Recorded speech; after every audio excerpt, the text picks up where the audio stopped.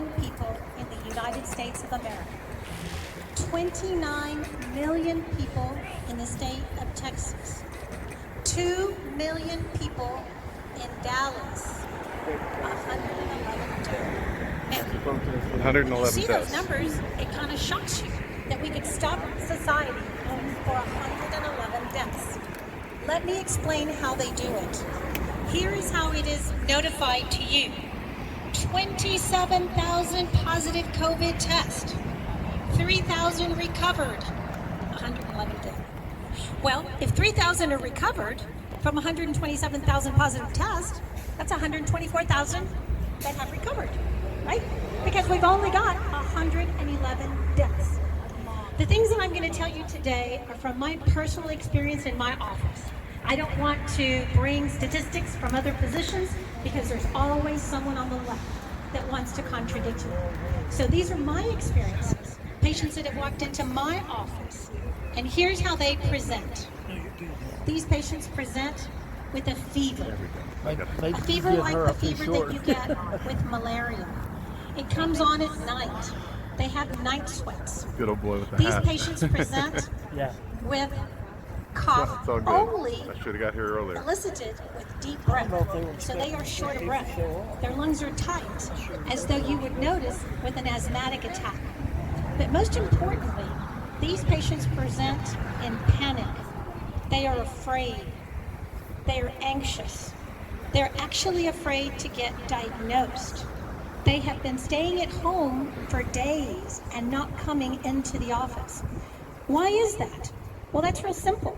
When they go to the emergency room, they're turned away. If they have a fever, they're sent home and told to quarantine to save the rest of society. During those many precious days when they're sent away and sent home, they infect their family members. And so a lot of my patients are in groups of families, okay? This is not just happening in the emergency rooms. This is happening in doctors' clinics. These doctors that are not opening their practice, that are all of a sudden implementing telemedicine. Let me tell you something.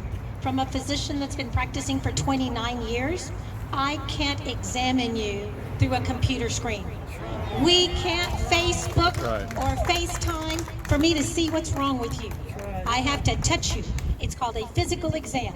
And this is what I went to medical school, to provide care in the midst of a pandemic, not to hide in my fancy home with my fancy cars and my family. Okay, now, let's go a little step further. Let's talk about treatment, okay?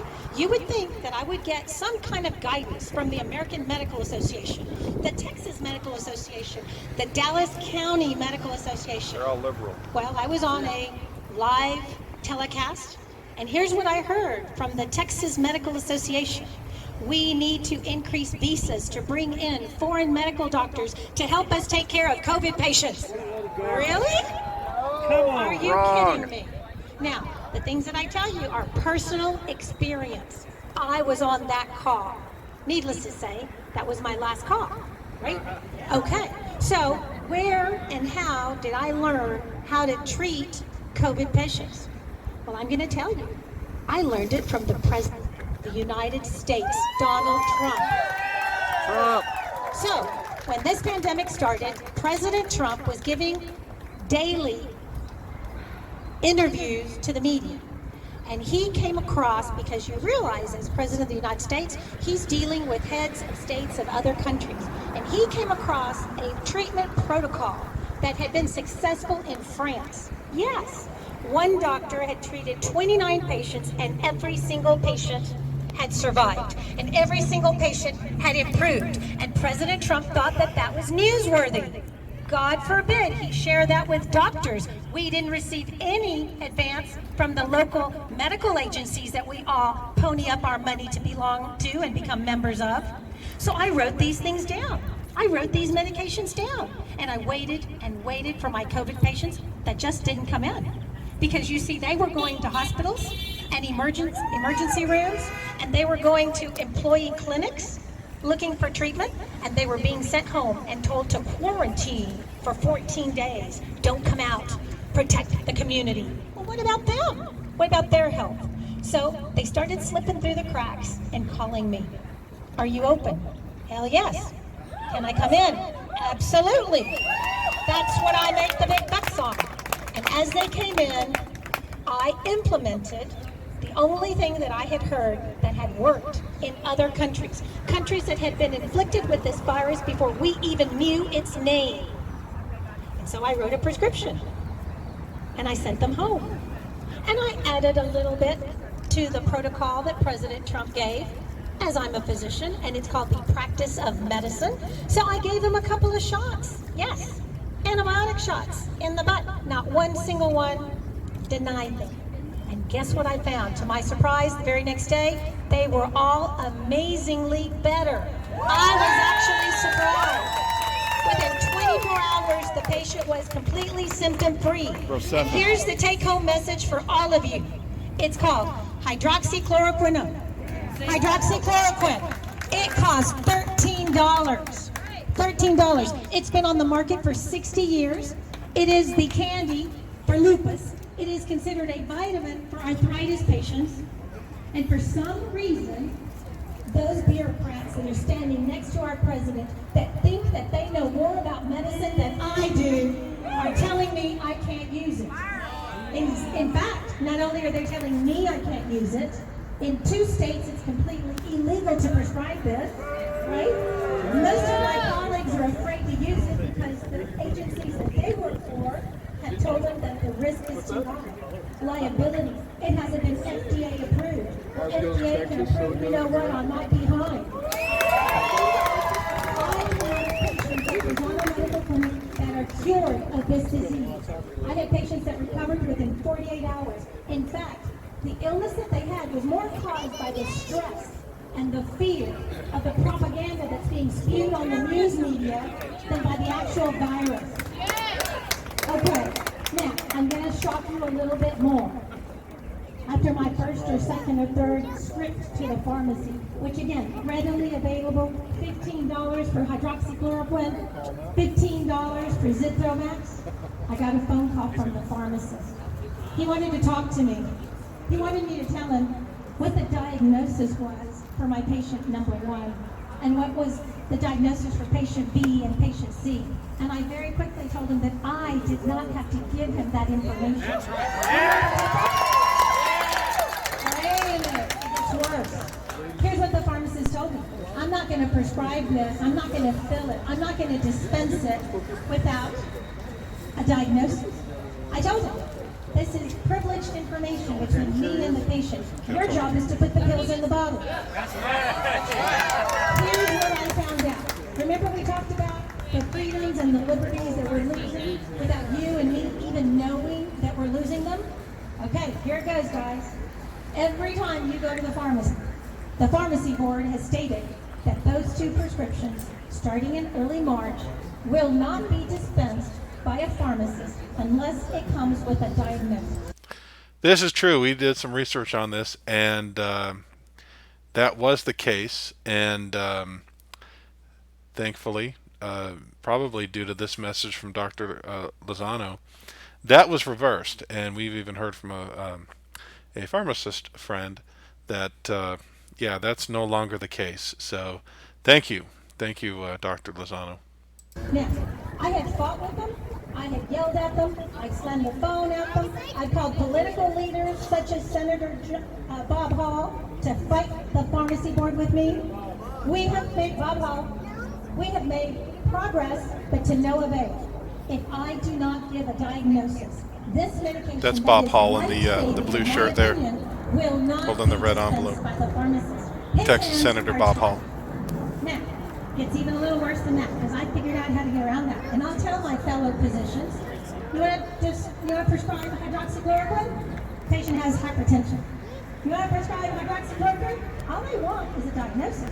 How about diabetes? You want to prescribe hydroxychloroquine? Hey, let's do cholesterol. Right?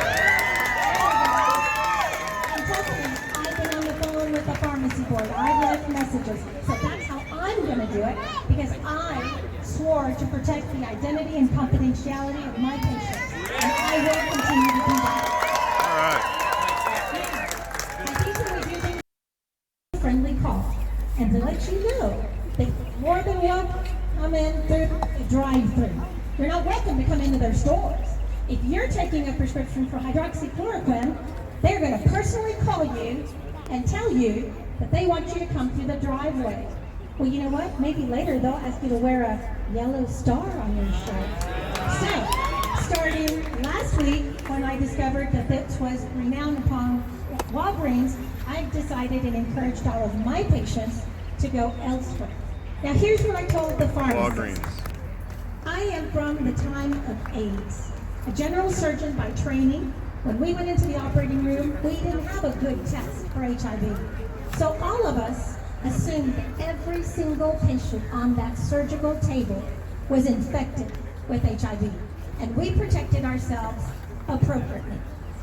I don't believe that we need to discriminate because patients have contacted this virus, which, as was stated, is 98% treatable with no medication. 98% of people recover. For those 2% that are sick, the President of the United States has given us a phenomenal protocol that I'm telling you in my patient population between the ages of 30 and 55 are responding phenomenally. Okay? So here's how we're going to treat our COVID patients. I'm going to treat every patient walking into the office as though he has COVID. And I'm not going to make him feel like he's a leper or has leprosy. And I'm definitely not going to discriminate with him. I'm going to calm him down. I'm going to reassure him that there's treatment protocols out there. Now my question is, why is the media not doing the same? Why is the media blocking every single post that I make on Facebook in regards to this medication? And where are our politicians that are supposed to be our freedom fighters? I want to hear them yelling it from the mountaintops. And so I am here today to thank you for the opportunity to speak with you, to reassure you that it is not dangerous or scary to go to a restaurant, to go get your hair done, to go shopping. Our immune systems are improved through exposure to sunlight, through gathering because we are in up moods. Reach out to your physicians. Tell them that you're not scared. Tell them to open their doors. Tell them you don't want to see their assistants. You want to see them.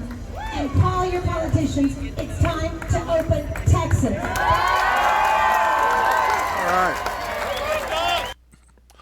All right. That was that was a firestorm. That was Dr. Ivette Lozano, and she had the charge to bring the message, and boy, she brung it. Go tell it. Anyway, just absolutely thrilled to have gotten to know her a little bit over the last few days.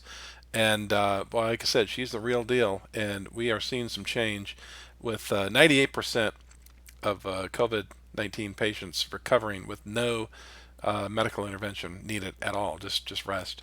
That's amazing, and she's seen the recovery in her practice, which is great. So once again, sorry, not the best video quality. That's what you get when you leave for a minute and come back and they start the program. But boy, what an absolutely wonderful time, and hope you learned something. And I'm certain you're going to have some comments in this. Just drop your comments and go ahead and have the debate. See ya.